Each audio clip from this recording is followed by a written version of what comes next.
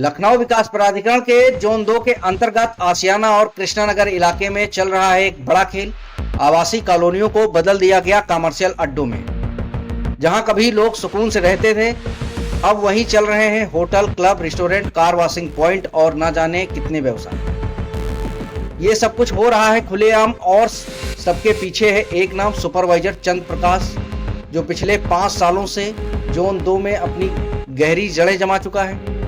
ये वही चंद्र प्रकाश हैं जो दिखावे के लिए कभी कभी अपनी पोस्टिंग बदलवा लेता है, मगर असल में नियंत्रण उसी के हाथ में है।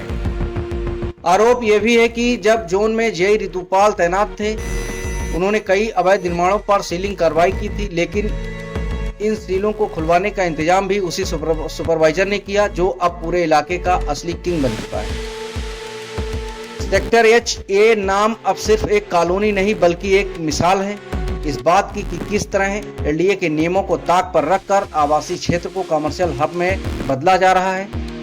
सैकड़ों घरों में गैर कानूनी कारोबार, सड़कें जाम, शोर शराबा और निवासियों की नींद हराम। लोग शिकायत करते हैं, लेकिन चंद्र प्रकाश की ऊंची पहुंच के आगे हर शिकायत ठंडी पड़ जाती है।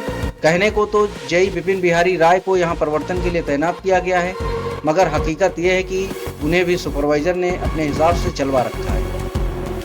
जो चाहे नोटिस बांटता है, जो चाहे माफ कर देता है।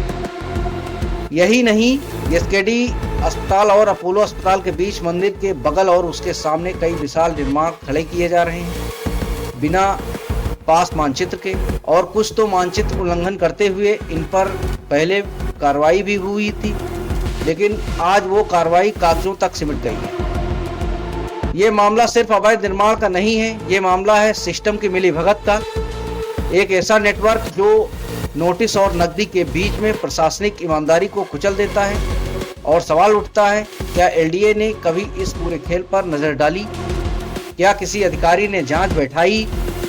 नियम कहते हैं कि परिवर्तन में एक ही जगह पर कई वर्षों तक तैनाती नहीं हो सकती है, मगर चंद्र प्रकाश के लिए शायद नियम अलग है, क्योंकि वो पिछले 5 सालों से जोन 2 का अघोषित मालिक बन चुका है।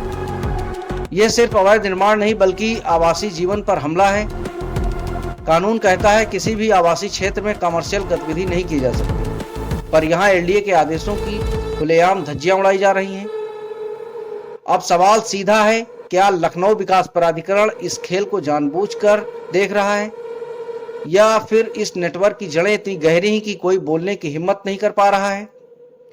प्राइम टाइम न्यूज मांग करता है जोन 2 के इस पूरे क्षेत्र की तत्काल जांच हो, अवैध निर्माणों की सूची सार्वजनिक की जाए और जिन अधिकारियों ने इनकी अनदेखी की उन पर कार्रवाई हो।